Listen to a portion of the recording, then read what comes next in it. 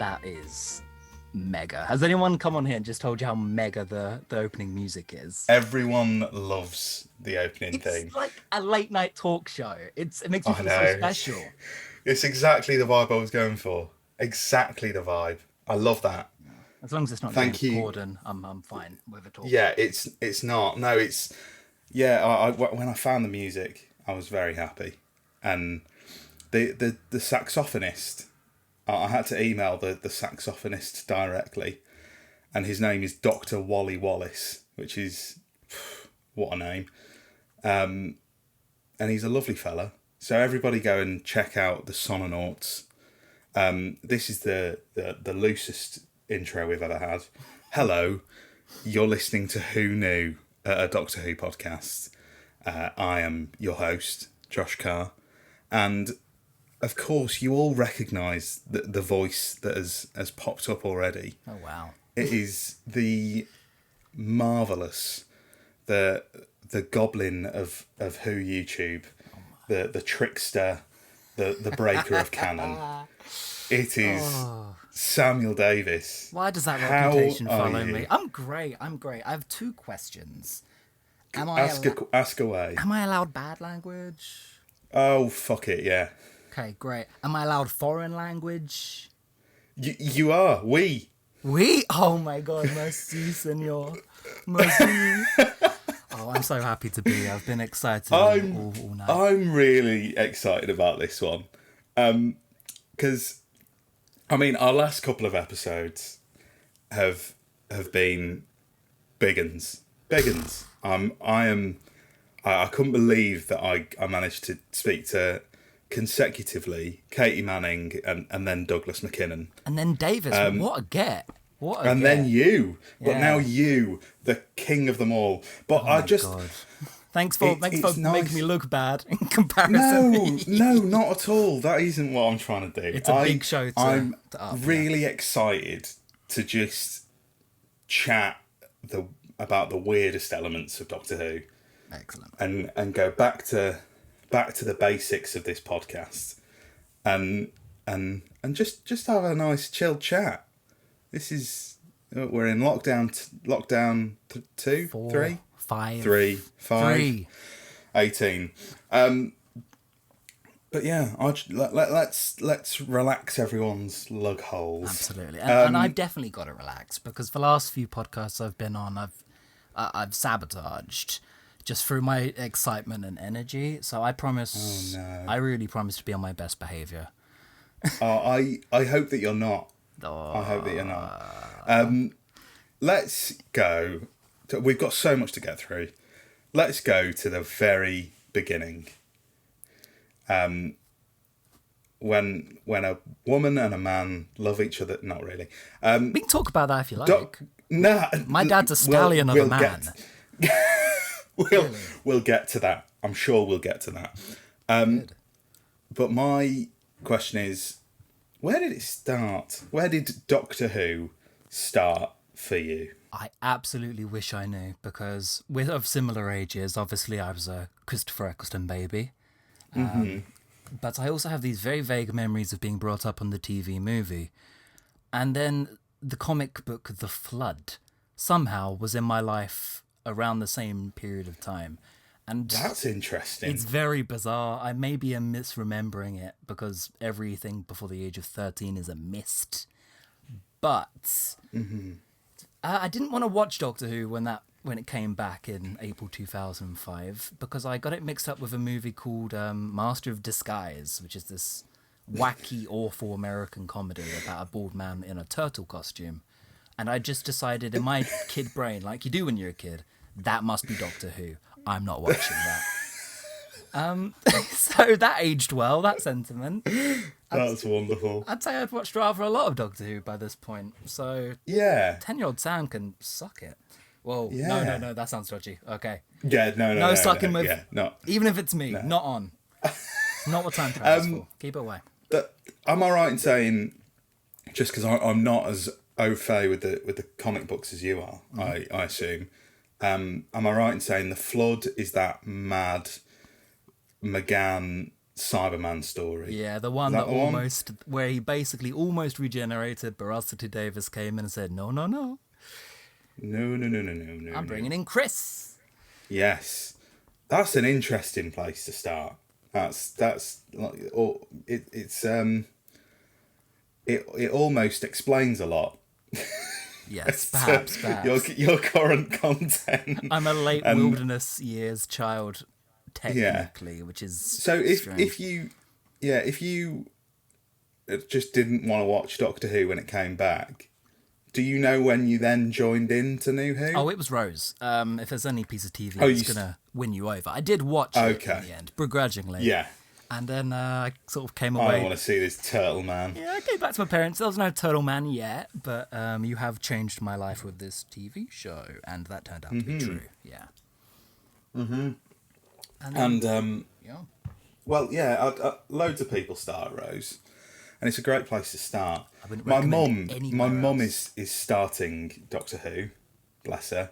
She really wants to be able to listen to this podcast and vaguely know what's going on. That's brilliant. Because she listened and she was like, I listened for about an hour and I did not understand any of it.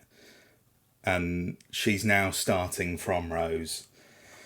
And she was like, yeah, quite enjoyed it. And at about 1 o'clock last night, she was messaging me saying she was about to start The End of the World. And I was like, you might want to get some sleep before you start that. Careful. Because if this is where you're in or you're out. And as a I hope she doesn't mind me saying this, a 50-plus-year-old woman, she's in for a bit of a shock. Yes. When old Moxie boy shows up. It was specifically the Mox I wanted to warn everyone about. Yeah. Sex pest.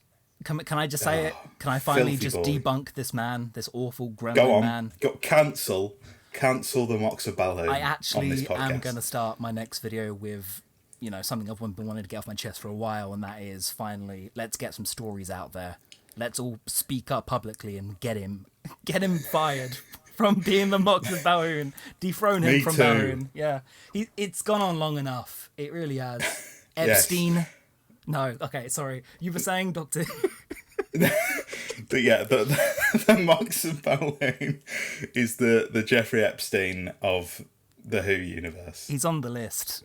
He's on the list. He's on the list. He's visited the island. But ever since End of the World, it really has been it's been a bunch of ups and downs. I got as you get to the age where you do question, am I too old for Doctor Who? Is this going to be a lifelong thing? For me, that moment came in Series 7B, where not only was that my least favourite string of episodes at the time, but also the general twee nature that was exuding off of Moffat in that time, it was losing me with the series arcs. So I am probably in the exact same boat. That brief window of time, we almost weren't lifelong Doctor Who fans. Yeah. But it's been a very long, good show, and that's mental to me. But then the specials want me back. So here I am. Yeah, of course they did. Because you're a big Time of the Doctor fan, aren't you? Yeah, my favourite piece of media. No, let's not go that far, so.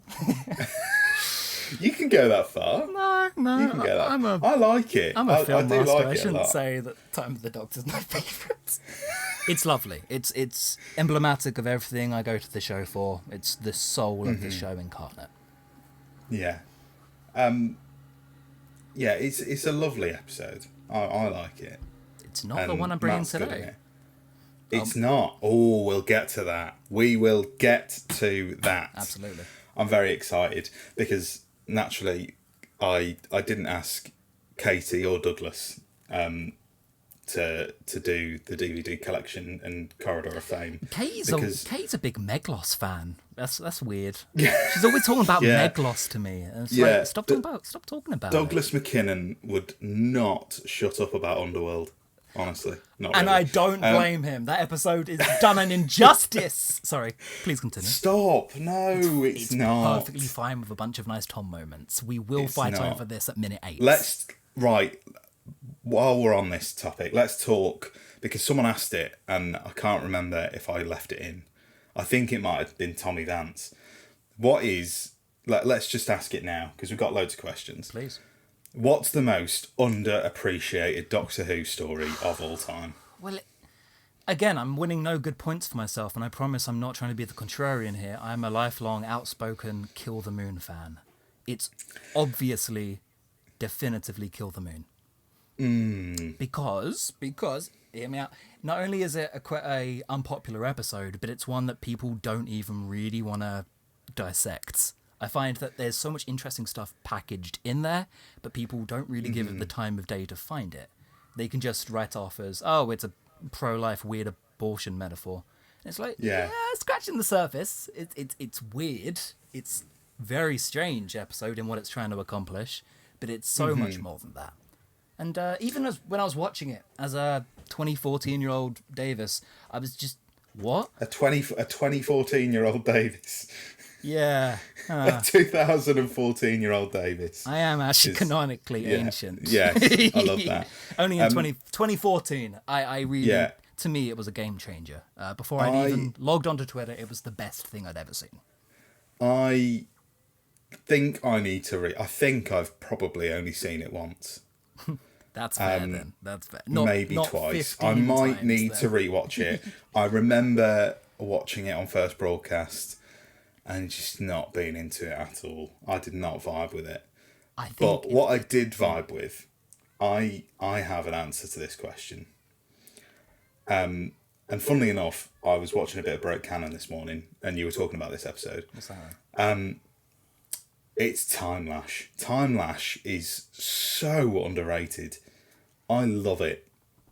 I love Time Lash. It's the nerdiest the show has ever been, for sure. It really is. And that is it's endearing. So nerdy. It's endearing in a way. And yeah, I when I was watching it, it felt dirty. I was watching it and I was like, I shouldn't be enjoying this. But I really am.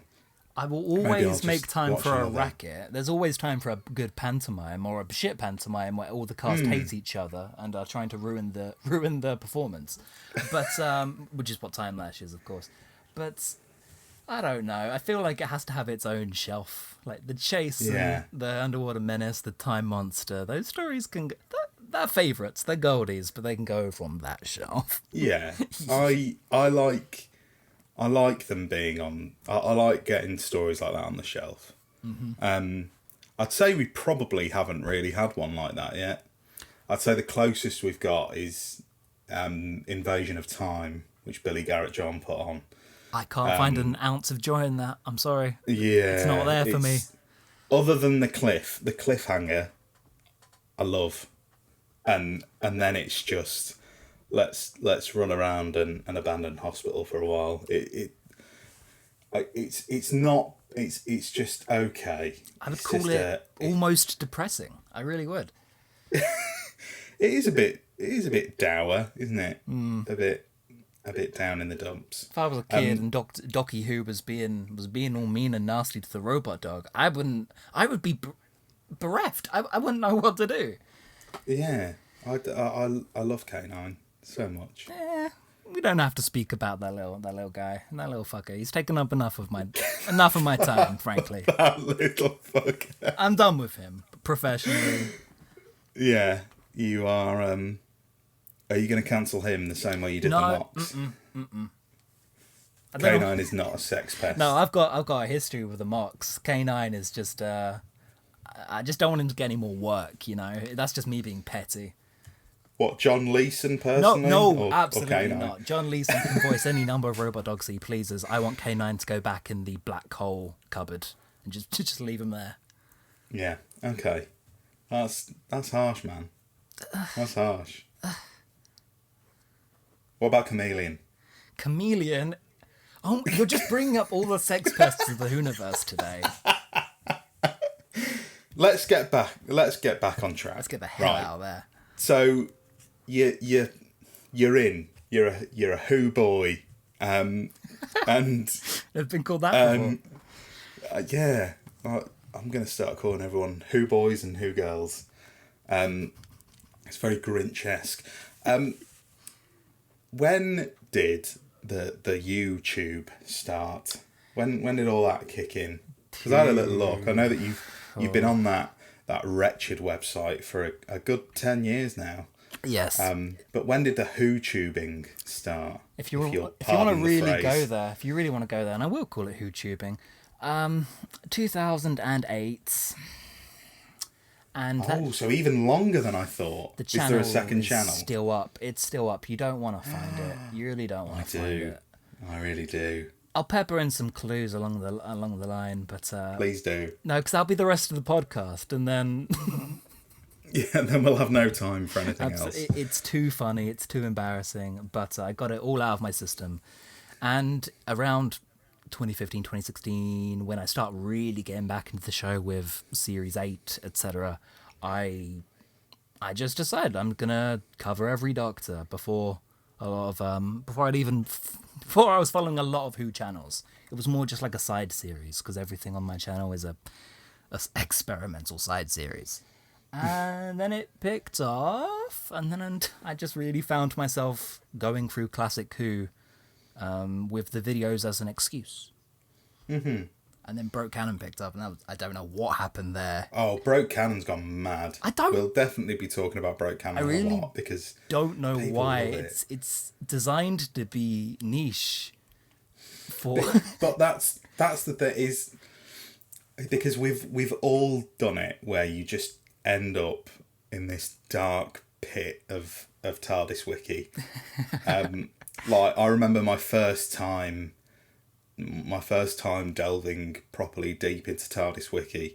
That's when I discovered the expanded history of Kelsey Hooper from the Sarah Jane Adventures pilot, and that's a pit you don't want to go down. That'll take away your innocence. That will take away. It's very strange. Yeah.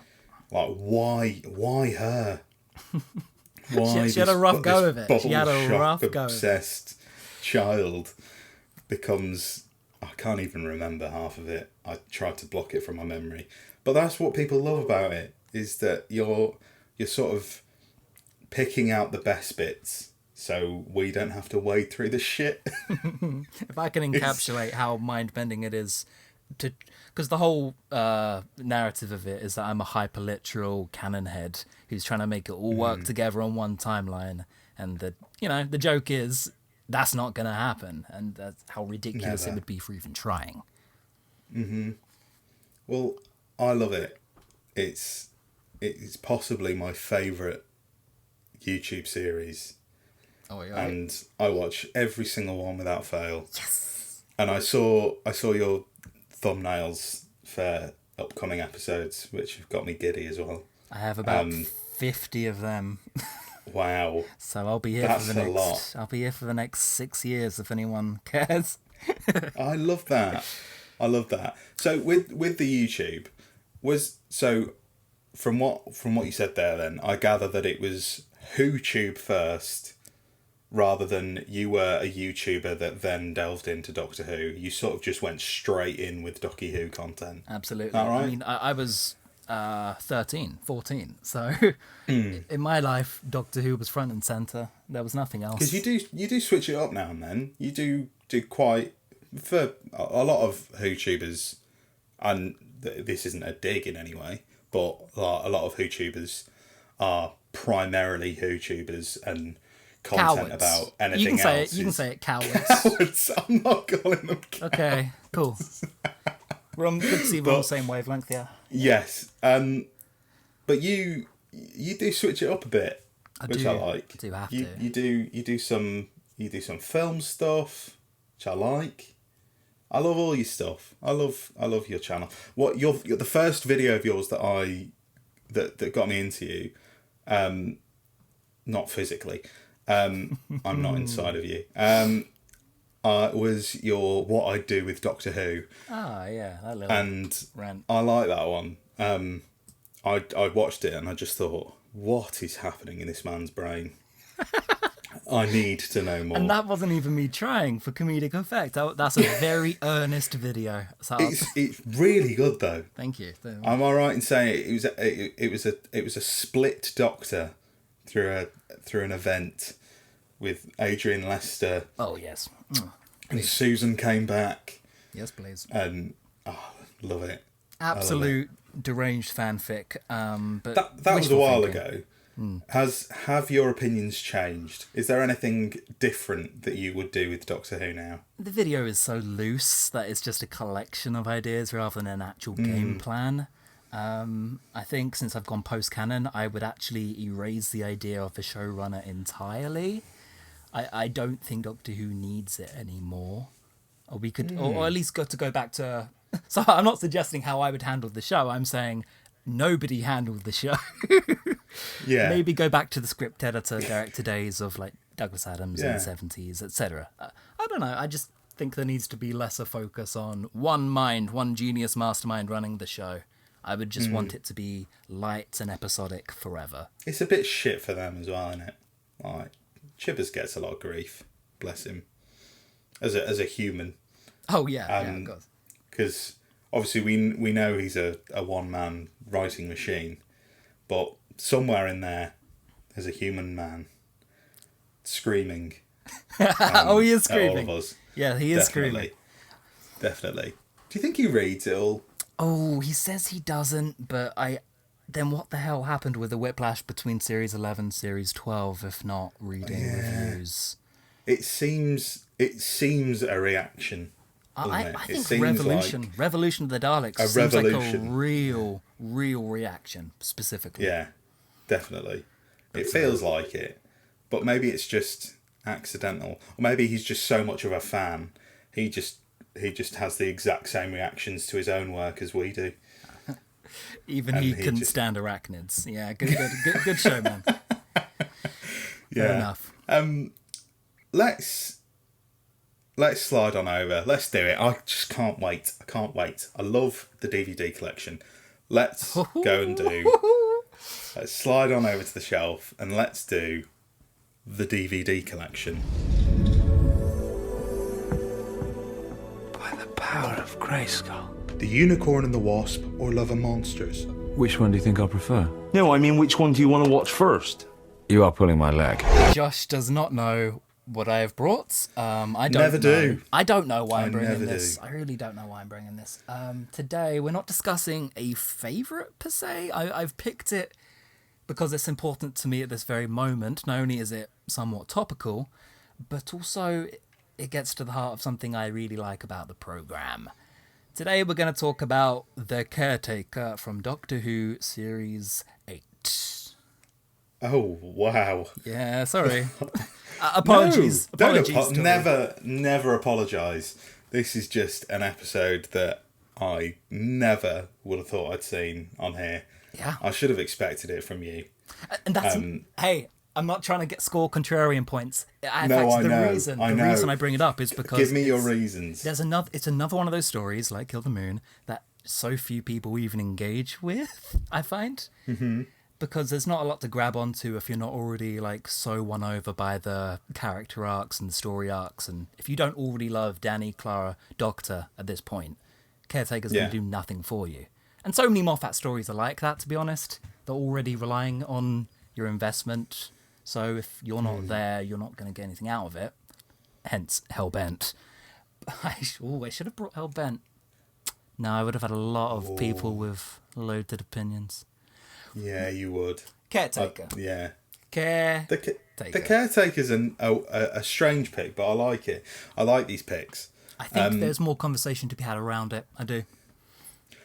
Capaldi's great, obviously, because he's great in all of everything. Really, I don't think there is one story where I can say Capaldi did not really bring his A game.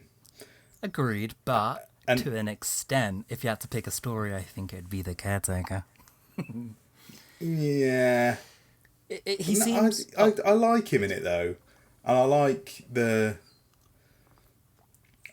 Danny Pink. I'm gonna go out and say it. I like Danny Pink. Excellent. I've grown to like Danny Pink.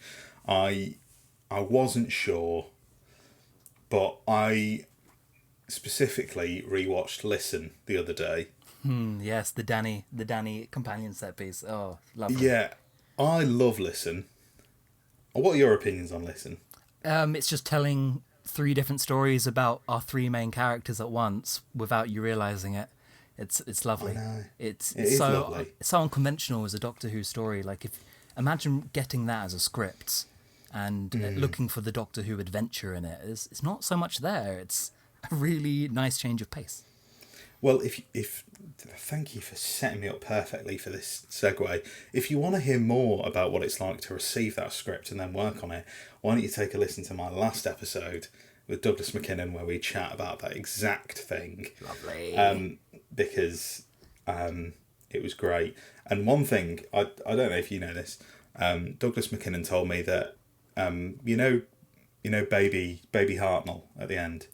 Yes. We have little Like Baby Hartnell Groot, Baby Yoda. Yeah. Baby Hartnell's the next one. Him lying in his little bed. Douglas McKinnon said, even though it's not seen, they very purposefully styled the child actor's hair on what William Hartnell's hair looked like at that age. So he said that if we had have seen the child, that child would have looked pretty much identical to William Hartnell at the age that William Hartnell would have been. Hilarious, yeah. I like that little tidbit. I like that. I like that they went to the... I mean, it was a complete waste of time, but I liked it. Anyway, Caretaker. I'm getting sidetracked. You're trying to bring us up conversation to better Capaldi episodes, and I won't let you do this. We're going to sit here, I'm going to lock the door, and we're going to talk about the Caretaker. Okay. Where would you like to start? Perhaps we should start on why it's one of Capaldi's weaker stories. Because why is it here then? It's... Capaldi is brilliant because he's an amazing comedy actor. You've brought me an episode to go on the ultimate collection of Doctor Who stories. Absolutely. Representing and then you started off with a negative. Era. Because and then you've gone, let me tell you why this is bad. Okay, to me, lots of my attachment to an episode or a series or any piece of media really is what conversations can come from them. And so that's why when I look at something that I really enjoyed, like The Caretaker or Kill the Moon, and there's no discussion or really deep analysis happening or people sharing their point of view about it, I want to add to it. I want to get the conversation started. Oh, I like that. That's nice. It's crucially missing. And I get why you would maybe want to brush The Caretaker, written by the late Gareth Roberts, under the carpet. But I'm not going to let you, because there's stuff to be discussed there as well. Let's not talk about Gareth Roberts specifically. Yes, no, thanks. Just out of respect for the bigoted dead, really. Yeah, we've had a lot of that this week. As we're recording this, we've obviously just had the tweet along cancelled. Rightly so, in my opinion. Yes. Yeah. Oh, they're going to come for me again. I'm making you sweat, I see. I'm very sorry. They're going to come for me again. It's fine, I don't mind. They can come for me. They John, actually leave me alone. That lot. They do, don't they? I've noticed this. You don't really get a lot of it. I don't. I swerve it. I'd love to know think why. they're scared. I think they're scared of you. They're scared of all of us. But let's not go there. Let's talk about... Noel, John, if you're listening at home, thanks for the listen. Like it. Bumps up the stats. Kisses. Love it. I think... Kisses indeed. I just have a real feeling that... No. Brain leak. I promise I have opinions about The Caretaker. I do. No, I really do. I think it's Capaldi's weakest performance as the Doctor, just because he's working against type in a way. He's working against what he wants his vision of the Doctor to be. There's massive gossip, or maybe they even confirmed facts about what happened behind the scenes on The Caretaker. I don't know whether it's wish fulfillment, but there are stories of Capaldi going off at Mr. Roberts on set. Don't know whether to trust that or not, but I think it's there in the episode. I think Capaldi is playing a Doctor he doesn't want to be. He's sort of stuck in this Malcolm Tucker rut. And some of the dialogue still sounds like Matt Smith, and some of it just seems like typecast Peter Capaldi. And that's why a lot of meanness comes off of his tongue in this story. Not the Series 8 meanness of I don't understand humans, but specific like sneering, and it's just very strange to watch. I apologise for bringing it back again. Oh, please do. Yep. But I just think this is an interesting point, because when I was speaking to Douglas McKinnon about Listen, and because it's surprisingly early on in the run. I can't remember what episode it is. 4. Episode 5? 4? 5? Yeah. One of those. But Douglas said to me, he said, essentially, not a lot of work had been done on Capaldi's characterization of the Doctor. I happen to like it in the first few stories. Yeah, he said in the first 2 or 3 stories, he said Peter sort of was still trying to find the vibe, and it was mainly just due to the fact that apparently there was just a massive production rush, so there was less time to focus on things like that. Though you could argue, it's probably the most important thing that you're doing in that series. Work out what the characterization is before you get started. To be fair, they do, but you don't. Yeah. As an actor, POV of an actor, you don't have too much to grapple with. I see that. Yeah, but he said that he was him and Peter sat down a lot in Listen during the making of Listen and spoke about who does Peter want this Doctor to be. And I think that definitely comes across, because I think it's the first time you see this ancient, like, grumpy dad. Yes. This a Vegas weird, dad. Yeah. Grumpy dad. Which is reductive. I think it's very reductive who 12 is. But it's the version you get in The Caretaker. Yeah. And yeah, that's what... So that was my point, is that it seems to then... We sort of go... I really like Capaldi in Listen. I think it's one of his best performances. But then we sort of teeter off towards this version of Capaldi. But the behind-the-scenes stuff like makes a lot of it make sense.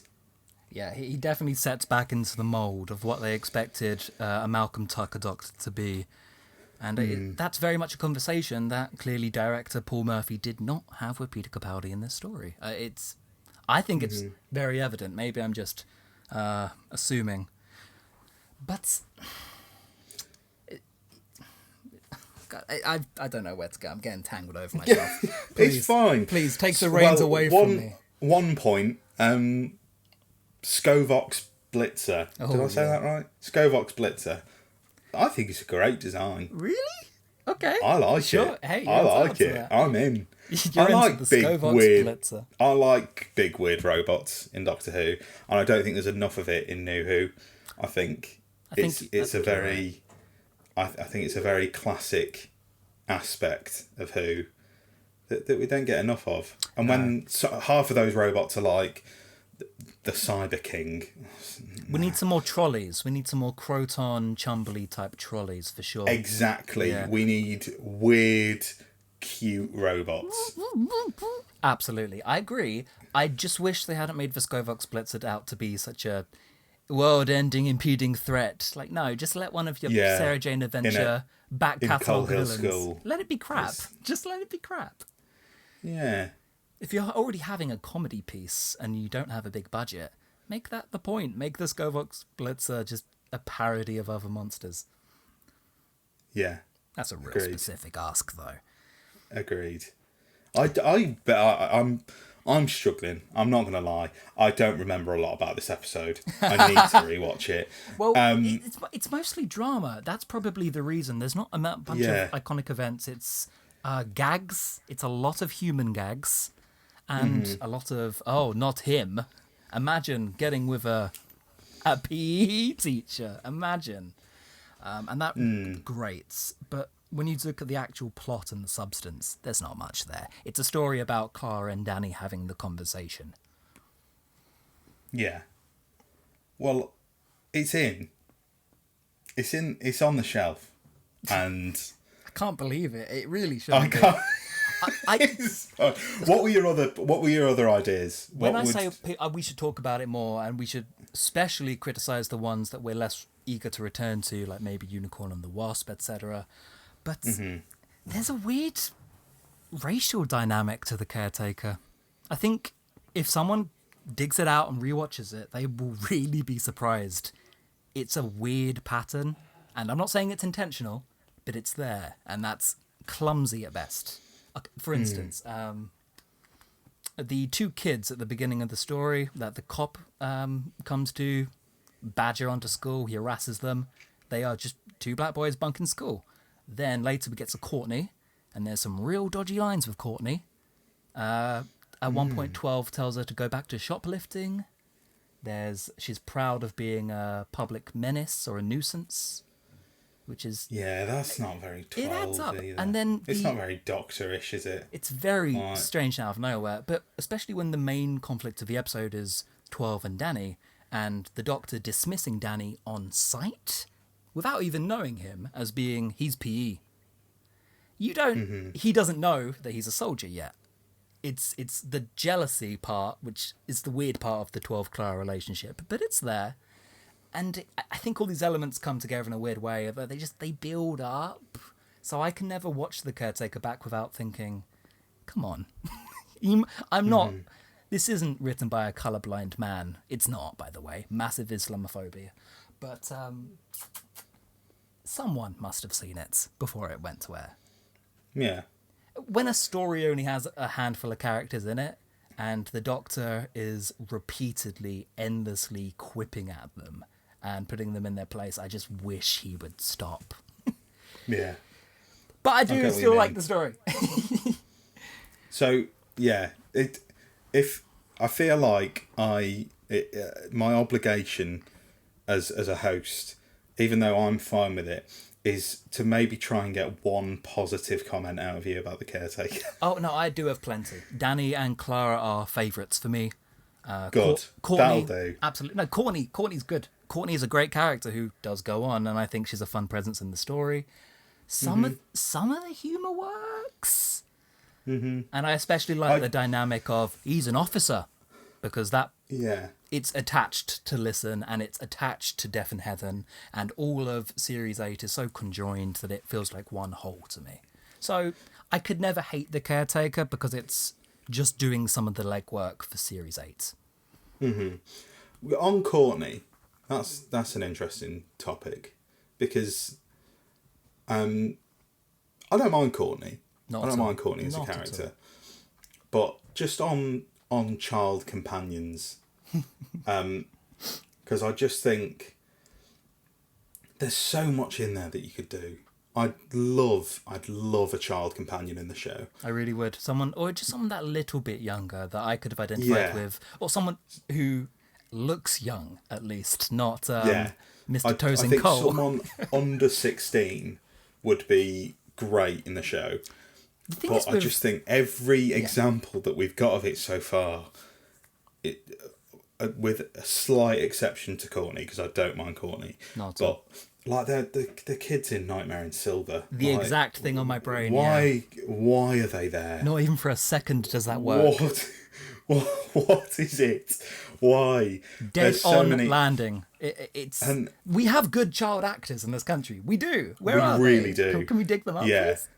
I mean, get Roman Griffin Davis in, please, from Jojo Rabbit. He would be an incredible companion. Absolutely. And Daphne Keane from His Dark Materials, she'd be great. Yeah, absolutely. And don't make your kids just irritating and cocky on purpose. I'm too good for really time travel. I'm too good for the premise of this show. Like, as if you're telling me that this kid with the soul of a child, 4 children, you're telling them that they're too cool for space and time. Come the fuck on. Yeah. Capture the imagination. Just give me a kid that's just a normal kid. Not just this really quippy, weird child with the voice of like someone like Stephen Moffat at the age of 14. Absolutely. Just give me a normal child who's probably very insecure and has to deal with being a kid, because being a kid is shit. We would need some writers who are under the age of 50 in that instance, sadly.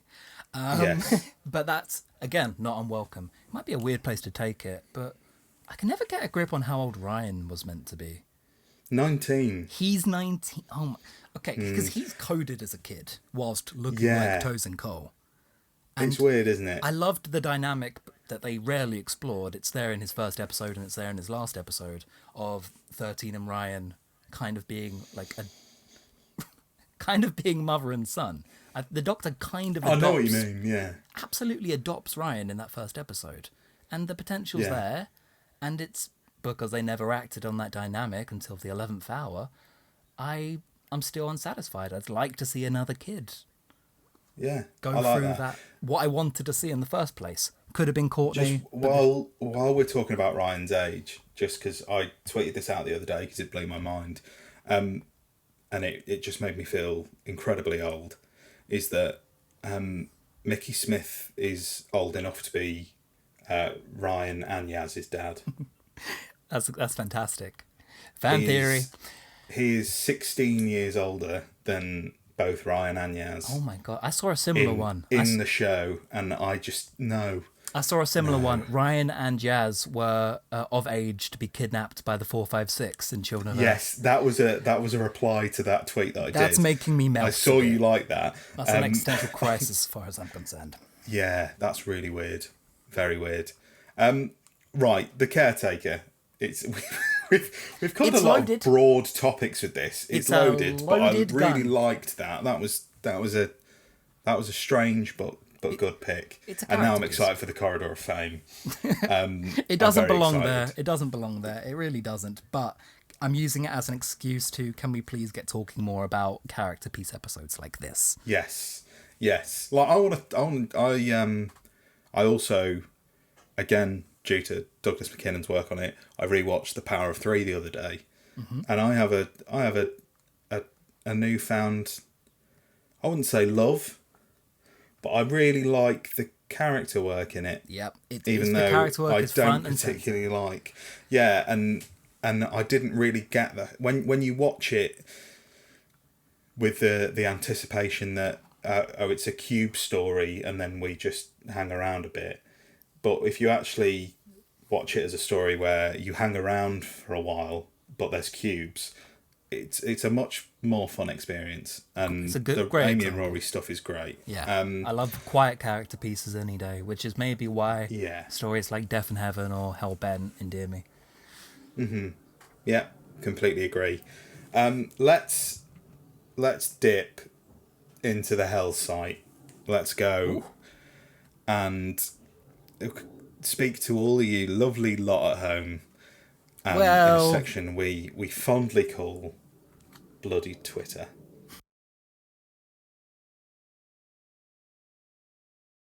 You say lovely. Yeah. There's some damn wrong uns who follow me. Yeah, there are some wrong uns in here. I'm looking at you, Vance. Question. No, we're gonna. There's so many questions. I've had to cut back a few. This is genuinely probably the most questions I've ever received. This up there with Katie Manning. Take that, Katie. Take that, Mr. TARDIS. I got nearly 40 questions in about 2 hours. Absolutely ridiculous. Who am I? Blew my mind. So we're going to quick fire a few. And then there's a few that I want to spend a bit more time on. Michelle at FM Analysts asks, Margaret the Slitheen or Jack Robertson? Is that even a question? Is that even a question? Jack Robertson's fine in Revolution, but if your Trump parody is more, intelligent, good-looking and reasonable and justified than Trump, I think it's a wet parody. Let's go for Margaret Slitheen. Yes. Margaret every day. Boomtown. Oh, she love is that story. shaking that booty, and she's a queen for it. Yes. Conrad, at Conrad Harbert, has said, which of these do you consider to be more canonical, or whatever that means? Oh dear. The Canine series or the BBV movies? Well, luckily I'm You can trust me to be a stickler. Canon is an arbitrary literary construct born out of misconception and brand uniformity. That's exactly the answer I was looking for. So I can't give you an answer on that, my friend. Stories are stories. And I am no fun, am I? Sorry, K9. You are. K9. K9. K9, Okay. yeah, I love that little guy. Except, Okay. for that day. Luca B and at Maluka Luke on Twitter has said, "Hey Josh and Mr. Davis, hi, you all right? Look at the This two is of no us. conversation. Look at the two of us here. Look at us. Come so far. He's asked what inspired you to start Broke Canon. We've sort of covered that. Specifically, but there is a specific one. Yeah. There is a specific thing that inspired you. Yeah, it was called The Timeless Children. Oh, good.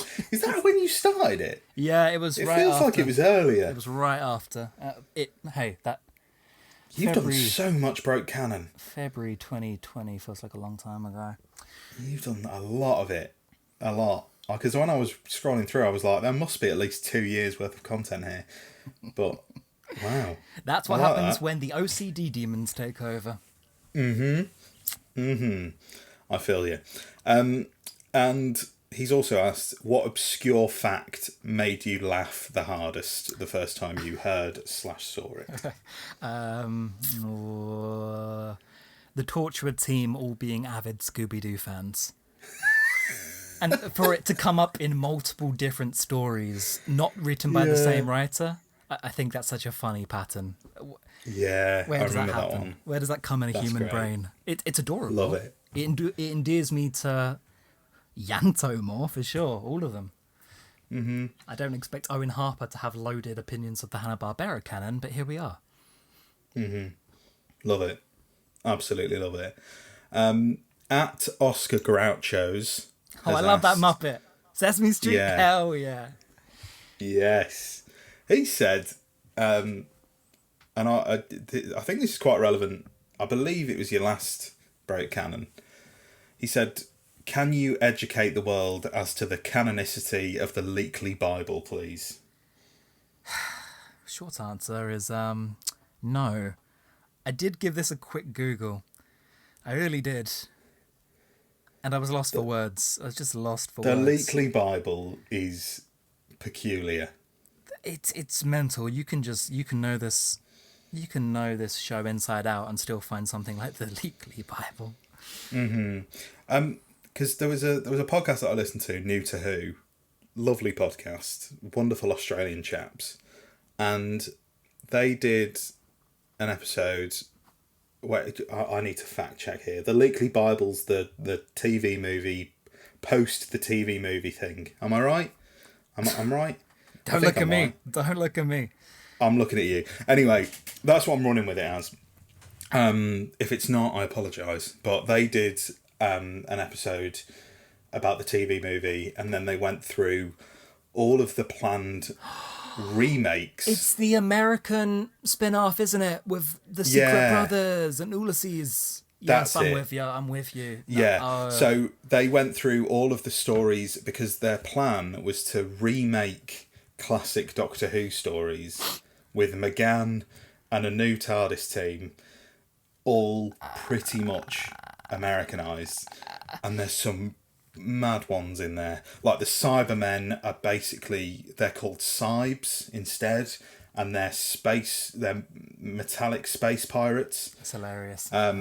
And they remade Tomb of the Cybermen and Earthshock, but the other way round. They did Earthshock first, and then later on in the series they do Tomb of the Cybermen. How could it go But wrong? How could but it then go wrong? The Eric Roberts Master is in Tomb of the Cybermen.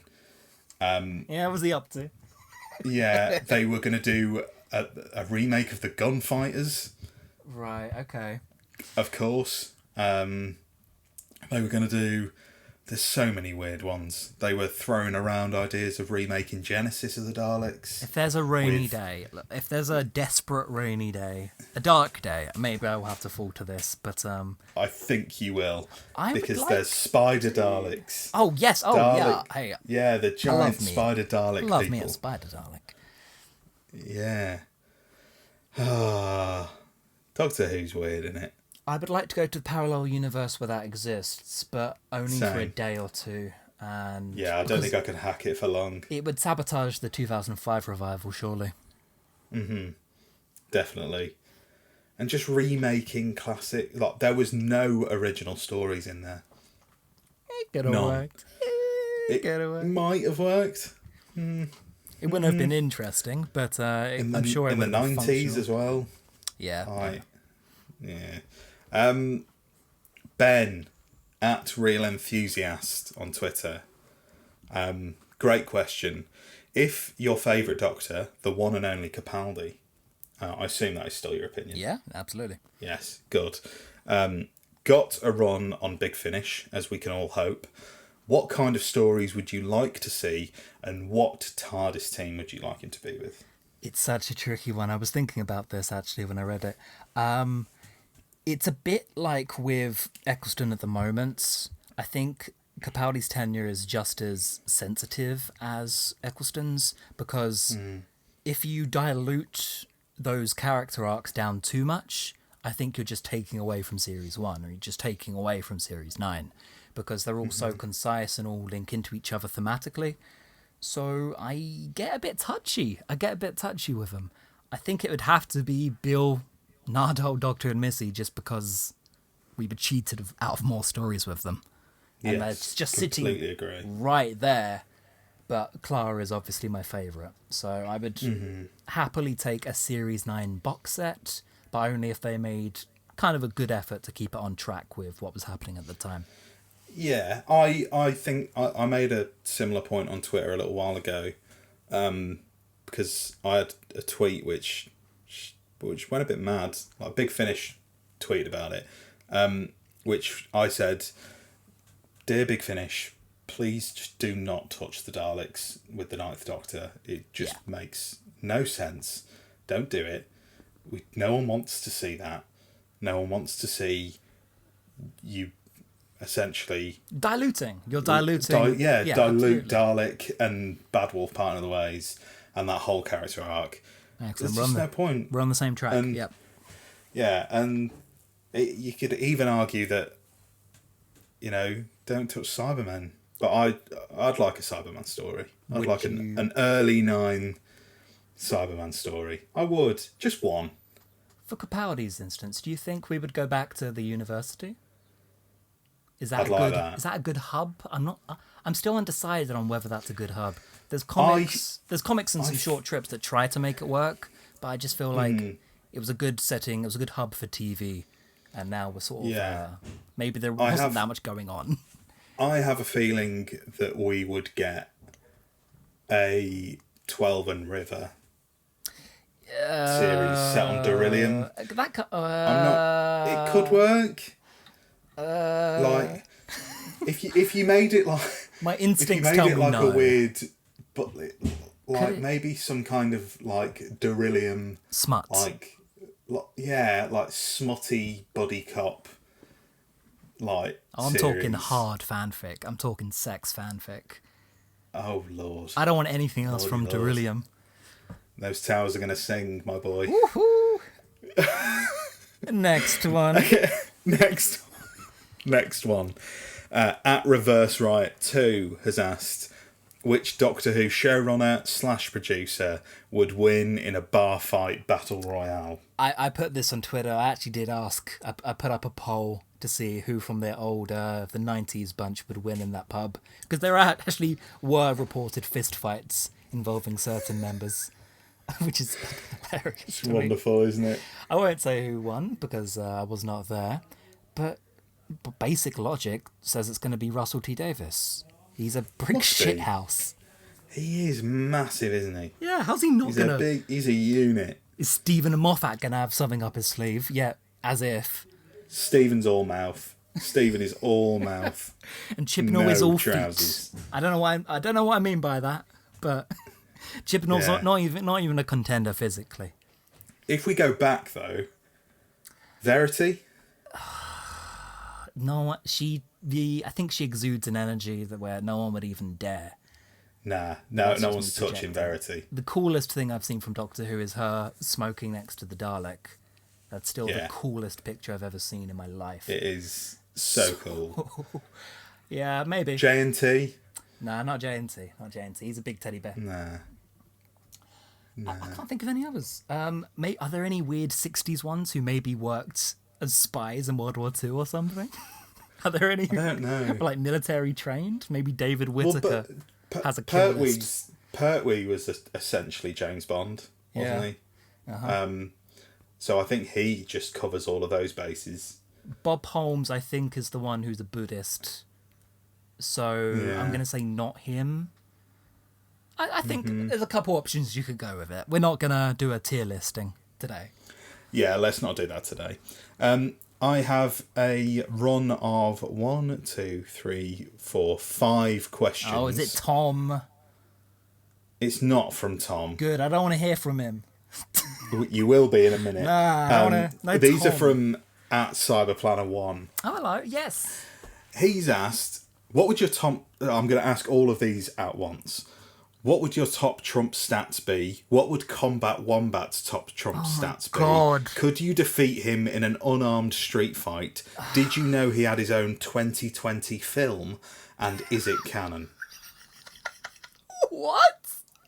Yeah. How am I learning so much more today? I did not know there was a 2020 film. Excuse me. Let me That's look into especially this. mental Hang because on. I watched practically every movie released in 2020. I really didn't. I Combat. didn't miss many. I'm researching. Same. Just.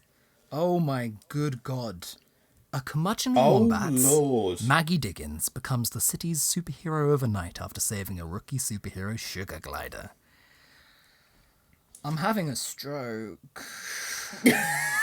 Well, who am I? It's a proper film. I don't have a movie. I don't have any star power. I don't stand a fucking It's a proper chance. film. Remind me about Combat Wombat. Who is Combat Wombat? He's I nothing. seem to remember seeing a He's picture nobody. He was of Combat one of- Wombat with the Delgado Master, I think. Very briefly, he basically had his own one-shots. He was like a character trying to get started with his own strip. It never went anywhere, but he appears in Party Animals, which is a giant comic where Optimus Prime and Doctor Strange and Doctor Who and everyone's hanging out. Bart Simpson's there, for fuck's sake. And there's one I background remember shot. this. There's a I background remember this shot where episode. Combat Wombat is giving the Master some grief. And Yeah. that's the box set I want to see. But now I've got to watch a movie, it seems. Oh, please do. Please do. Can that be your next? Because I love your commentaries that you do as well. Oh, thank you. They're the ones I really please. want to do well. Please do a Combat Wombat Combat commentary. Wombat. I think it's on the cards for sure. Yes, God I'd love damn that. God damn it. It's Vance time. We've got to hear from that reprobate. I have accidentally deleted one of his questions. Good. Delete the others. I think it was something. What was it? What was his question? Anyway, I'll ask the others. What's your favourite dance move? I do have a least favourite dance move. Wonderful. Not Perhaps the question, but go ahead. Perhaps a little whip. Perhaps a tad of a no-no. I don't know. There's options. Good options. I can go for a whip. bit of a whip and no-no. A whip, a nay-nay, or both? I think they follow one another. One usually succeeds the other. Yeah. But what do I know? We're not the authority on this. I'm really not. I haven't been to a nightclub since 2019. And when I do, I dance like a burlesque Doctor Strange. Oh my God, that's it perfectly, Jesus. That's perfect. You nailed it. Burlesque Doctor Strange. It's a sight. I love it. Absolute science. Next one from Tom. Oh, we've done that. Underappreciated Doctor Who story. Yeah, time lash. Rank the available melons. Watermelon. Normal melon. Watermelon. Yeah, it seems I know two melons. I know two melons. Two melons. Watermelon is top. A key word, Agreed? it seems. Out of the two options presented, it seems so. Yeah, agreed. And he's also asked, do you want to hang out sometime? Joke's on you, Tom. I'm not going anywhere outside ever again. There you go. There's your answer, Tom. You're going to have to hang out with me instead. Give me a Zoom call, though. Unfortunate. Join the Twitter group where we're all dueling each other on Yu-Gi-Oh! Come join us. Yeah. You can talk to me. That was there. his question. That was his question. I remember it now. I know nothing about Yu-Gi-Oh! I'm the king so of apologies. transitions. Have you noticed? But you are. I'm doing them without even knowing. Such a natural co-host. Yeah, well. He asked if Chibnall was a Yu-Gi-Oh card, what would he be? I came up with an answer for this. At first I thought maybe it'd be one of those incredibly complex ones that you can only use with like 6 other cards, and it takes like a million years to read, and by the time you finish reading what the card does, you've already forgotten. But then I realised he's actually Ghost Beef. If you may please Google with me, Mr. Josh. There's a character. I'm gonna Google Ghost Beef. Ghost Beef. Ghost Beef. This is an alien. Oh, lovely. The Ghost of Christmas Dinner. I ask everybody at home, please Google Ghost Beef for Yu-Gi-Oh! That is literally all it says. The Ghost of Christmas Dinner. And he doesn't do anything. He's just the Ghost of Christmas Dinner. Well, I'd like to argue with that. He's got a sausage on his fork. Sausage with fork. no bacon wrapped around it. He's a can of... Filthy boy. You filthy boy. Make it a pig. Make it a pig in a blanket. I promise you there's a Yu-Gi-Oh card that does that. They're kind of running low on ideas these days. Okay, good. This is an alien language to me. I know nothing of Yu-Gi-Oh. For the record, there's a newly made Yu-Gi-Oh dual chat where I am systematically taking out every other Whotuber, which is my goal in general, just to eviscerate them. But now I've got the medium of Yu-Gi-Oh, so Mr. TARDIS, dead. Adam Martin, goner. Who Chaser? Oh, I'm coming for you, Who Chaser.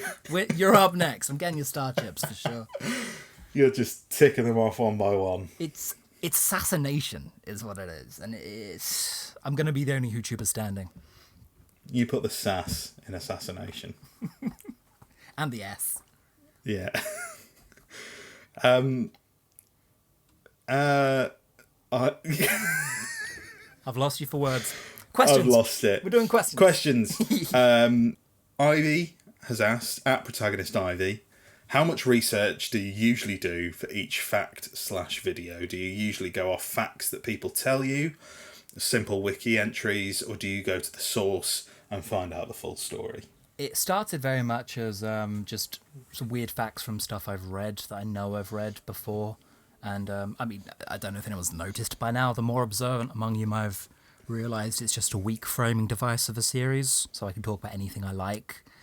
And so I can pick the stories I've read first. But then, of course, I've got some great suggestions lately, and they're building up. So sometimes if I use the wiki to scout for ideas, it gives me just another excuse to experience more Doctor Who and like build up. Like, because I'll find out that... I'm not going to give away any spoilers. I'll find out that the Emperor Dalek wrote the works of Shakespeare, and I'll be like, okay, reading that... And it's a really fun process to get through Doctor Who with. Love it. Perfect. And we have some... These are great questions. At Jad the Mad One has come in with some of my favourite questions we've ever had on the show. So I'm going to ask all of them. Well done, you. He's asked, first of all, who would you like to see helm an animated Doctor Who series / movie? If there's anything I am a bigger fanboy for than Doctor Who, it is animation. But I do have a set in stone answer for this. If anyone has watched the Netflix series Love, Death and Robots, just any of them. It's an anthology series, all animated, and every single episode is a different team of like really amazing high-class industry animation teams and studios. And I would pick any single art style given there because they are all mind-blowing.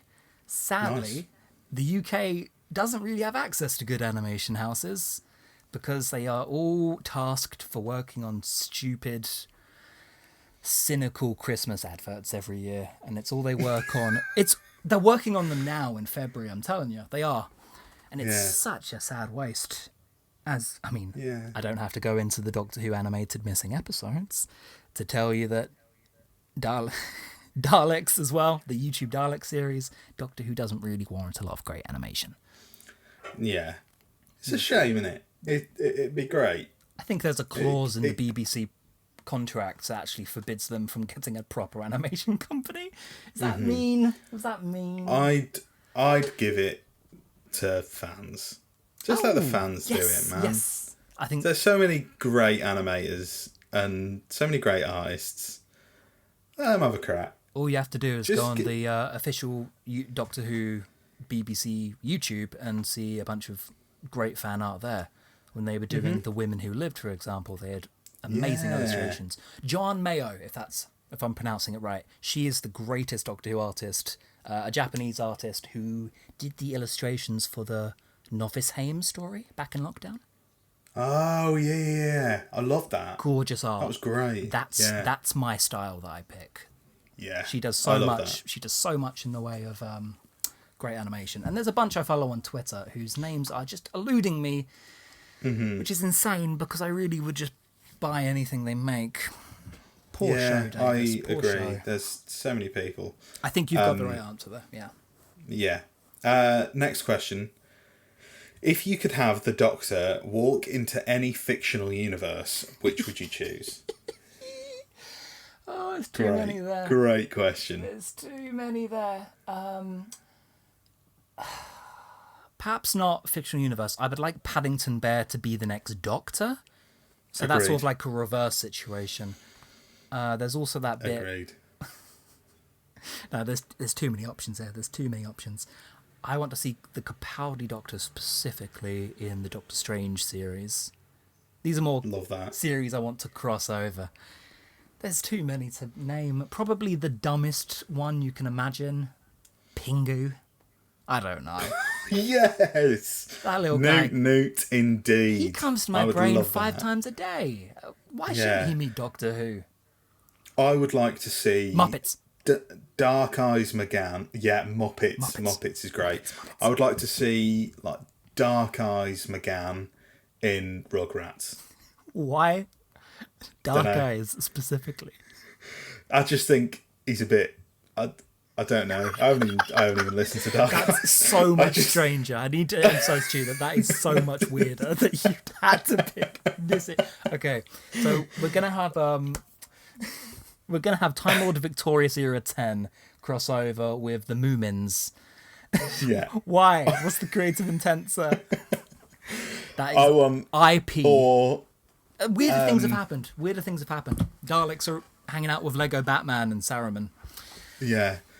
Or early Pertwee in Tracy Beaker.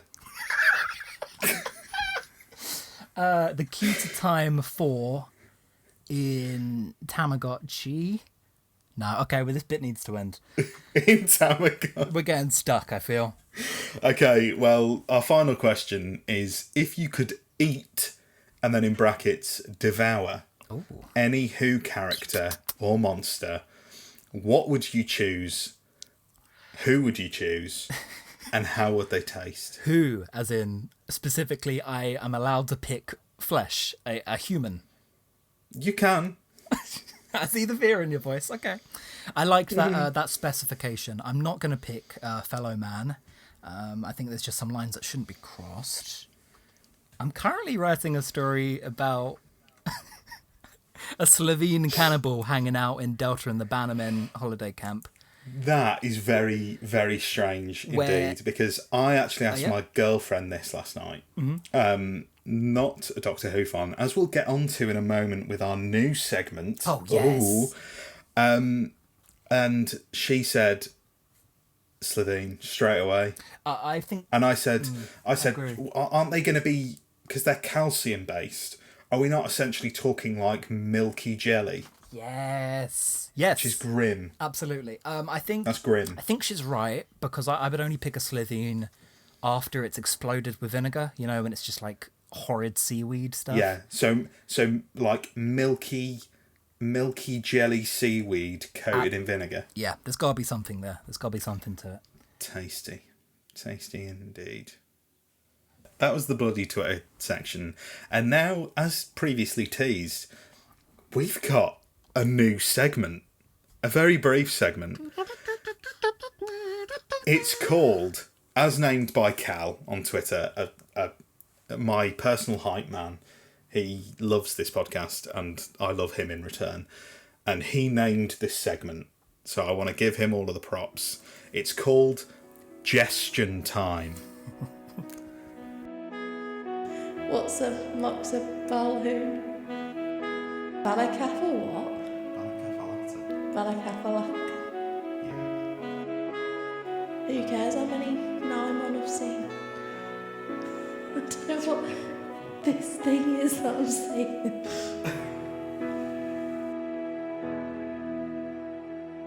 Nah, don't get it.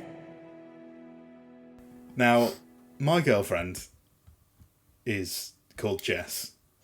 She is a self-proclaimed hater of sci-fi. She does not like sci-fi, though some of my various attempts to force Doctor Who on her have worked. For example, she loves The Unquiet Dead. Very Don't know strange. why. She loves it. She loves Midnight. She likes. There's a lot of Doctor Who she likes, but then I showed her Bad Wolf and Part of the Ways. She said it was the single most boring hour and a half she's ever had. Fair. Mine likes Scherzo, the Big Finish audio Scherzo. So I'm worried about her now. I mean, it's a fantastic story. I'd be like, worried. Yeah. But Jess comes to me sometimes with the strangest, most marvellous questions from her little head. And I've decided that every time she comes up with one of these questions, I don't want to be the sole person dealing with this. I want to put it to both you, Samuel, my guest, and everybody at home. So Jess's question this week is, oh God, do Daleks have teeth? Yes. And if so, do they eat? Yes. Okay, where is a Dalek's teeth? The Daleks are in the the grating bit just underneath the head. Yeah. It's rows and rows of teeth. Because we never actually see this on screen. Once a Dalek does exterminate something, in the scene after, once we cut away, the Dalek makes sure to put the person inside. That's what all their dead space is for. And all the rows of teeth just cut them up. That's... Yum. It's not a headcanon. So, I'm sure if I wanted to find that, I could. I'm sure it's somewhere on TARDIS Wiki. Or DeviantArt. But yeah, I just wanna throw this out there. Everybody at home, tweet me. It's a good philosophical question. And respond to me with that. She also asked me, do Daleks piss? Which I would say yes. Yeah. They do. A reasonable man. A reasonable guess. What if a Dalek blaster is just a really aggressive piss stream? I don't know how to respond to that, Josh. Fair enough. In fact, Gestion time is over. Gestion time made me uncomfortable. I'm going to be honest. Okay. Gestion time is a time to be uncomfortable. Definitely bring it back. But that, everybody, was Gestion time. She's onto something.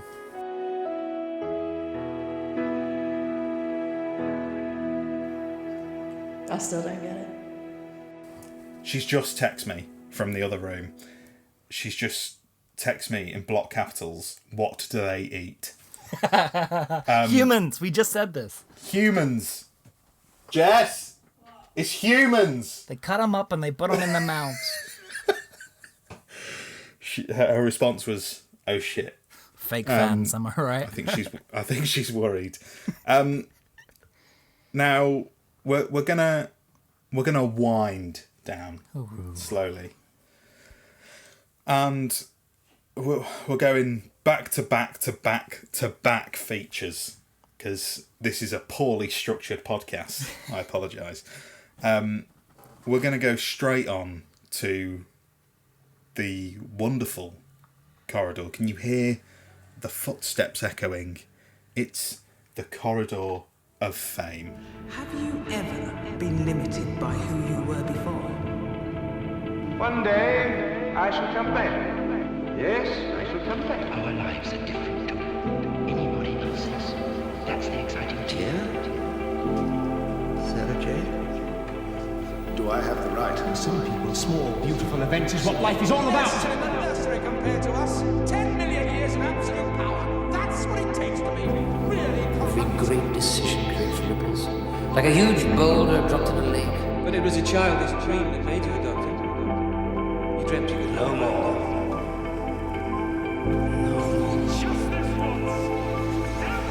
I'm not just the type. I'm the last of the type. Just disappears, doesn't it? Everything you are, gone in a moment, like breath on a mirror. I do what I do because it's right! Because it's decent! And above all, it's kind! Love abides in the face of everything. Oh, So- look, it's David Tennant. I love your work, sir. Yeah. I love him. He's there. Oh, he's great. He's exactly how you think he would be. I love this one. Yeah. So this is the first Corridor of Fame entry of Series 2. And from I don't know who you've got, but from what I gather from a message you sent me, we have a peculiar one. So go forth and tell me. My pick Who is your pick? It's Mary Shelley, progenitor of sci-fi. Inventor of sci-fi. She made up sci-fi. Wow. No, I'm kidding. I really am kidding. Oh, you are? Oh, no, I actually quite like that pick. No, that would be a stretch. That would me being... It would that's be me quite a trying stretch. to be difficult, I promise. I'm not that bad. Okay. If I had my real way, it would be a 5-hour podcast about Stephen Moffat. But nobody wants that. Nobody would want to hear that. So that's fine. I'm not sure if everybody would. Today is dedicated to Scott Gray of the Doctor Who Panini comics. Oh, that's nice. Scott Gray. Has been the head writer since the mid-90s, even to now writing for the 13th Doctor. Consistent, amazing, stunning amount of stories under his belt. Yes, indeed. Now, I have to profess that the comics are possibly my... And I think this may be the case with a few other people listening. Mm-hmm. It's probably the least explored aspect of Doctor Who for me. Yeah. I'm mainly the show, and I'm now dipping my toe into things like audios and books and hopefully comics. So tell me what it is about, because I follow Scott on Twitter and I've seen a lot of his work, and obviously I've learned a lot about his work through Broke Canon and things like that. But go ahead. What is it about Scott that gets him in the corridor? I think he provides some of the most accessible Who ever. If you're just starting on the comics or you want to dip in, Titan comics are a lot of fun. There's a lot of great stories in there. But I would recommend buying one of the Doctor Who magazine collections, or just if you have a subscription, just keep up with the strip. It's really high quality and consistent. It's a great entry point to any kind of fan because it's so Doctor Who at its core basics. And it always is. Yeah. It has a little bit of a... The only self-referentialism is very loving and not a prerequisite. It's never a barrier to entry. And they have, like, all of my favourite companions in there. Yeah. So many. That's cool. So would he have over... Because I know that there was a... Am I right in saying... Because I think we've discussed this on the podcast before with someone. Was David Bowie a companion at one point in the comics? That was in the Titan range. It's not by name David Bowie, but he is this world's equivalent of Mr. Bowie, yeah. I love that. It's lovely. See, stuff like that, it's just... Because I just feel like I'm excited to delve more into the comics because they just seem to be able to get away with some really mad shit. Yeah, do anything you want. There's Frobisher the no Talking one Penguin. cares. There's John and Gillian. Yeah, Frobisher. I want to learn more about Frobisher. You tap into the real unlimited imaginative potential of Doctor Who via the comics because, of course, it's the medium, I'd say even more than novels, that can really do it justice. Mm-hmm.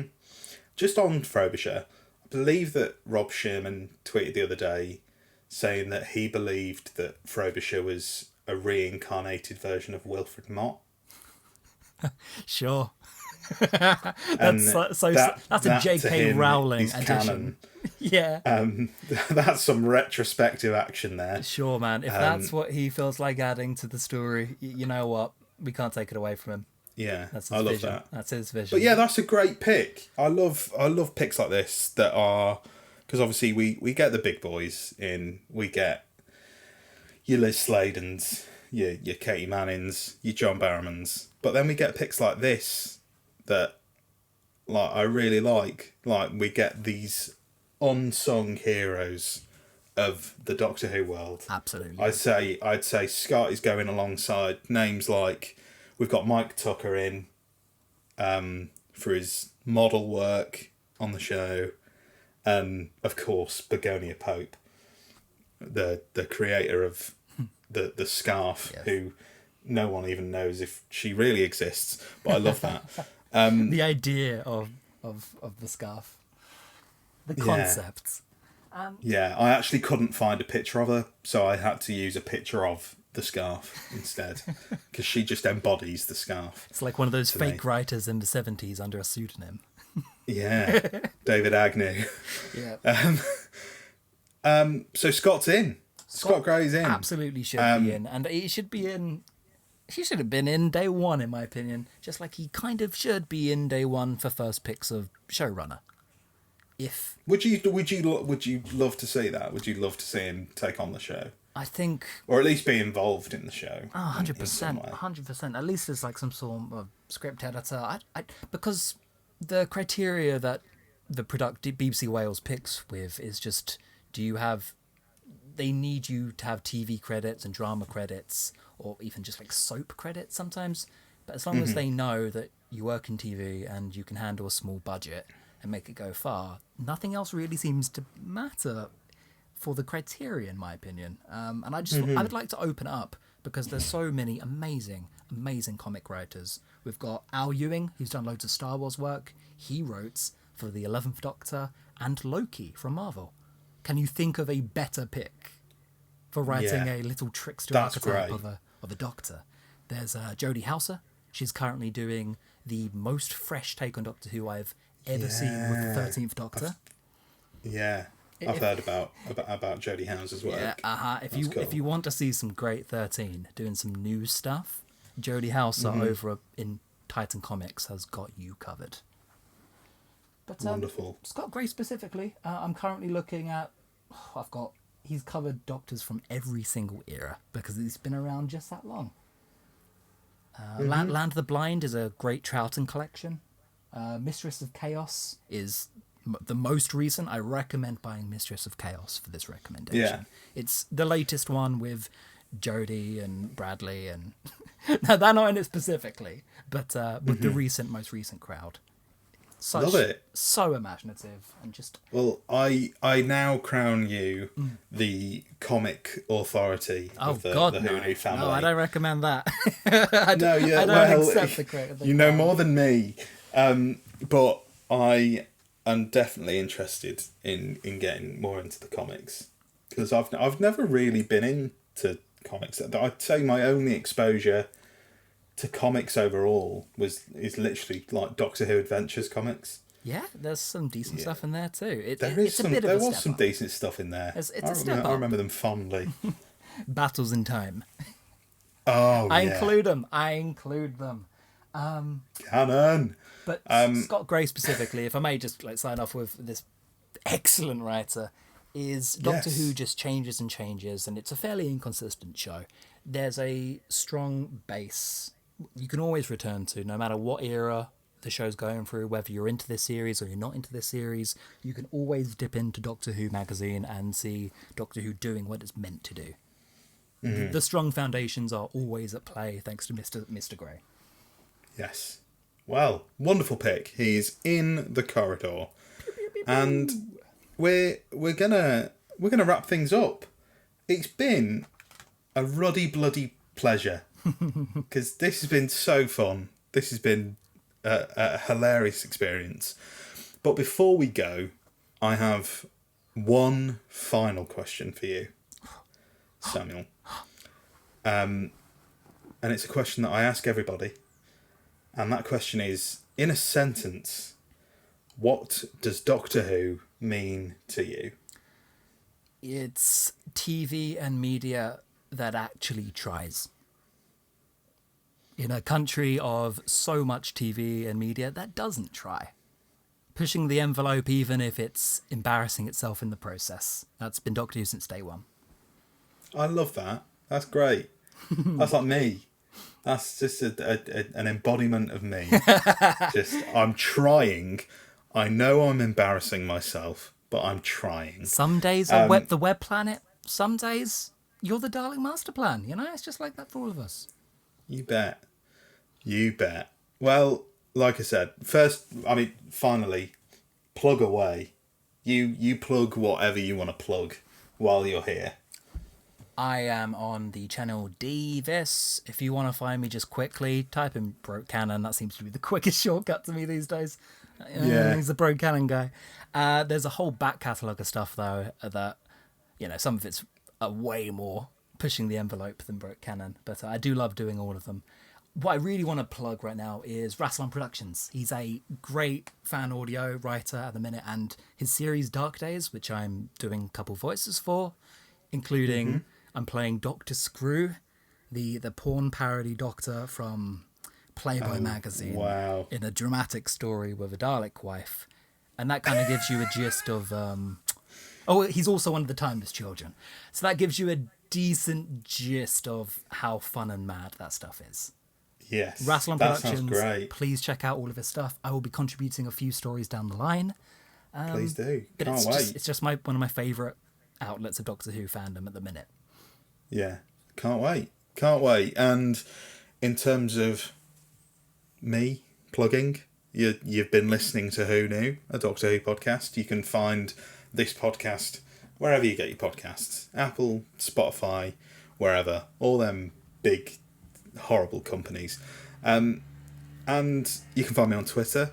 My personal Twitter is @JoshRyanCarr. And my Who Knew Twitter is Who Knew Podcast.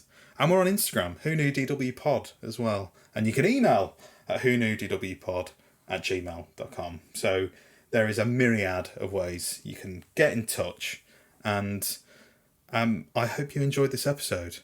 And as we fade into this wonderful music, I'm going to leave Samuel on the spot to give us our final words. Thank you so much for having me. Cast Lily James as Dr. 14.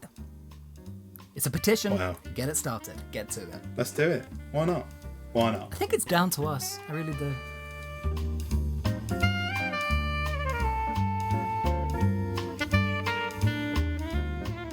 Thanks for listening to Who Knew, a Doctor Who podcast. You can check us out wherever you get your podcasts and now on YouTube. Please subscribe and leave us a review wherever you can, as it really helps us out.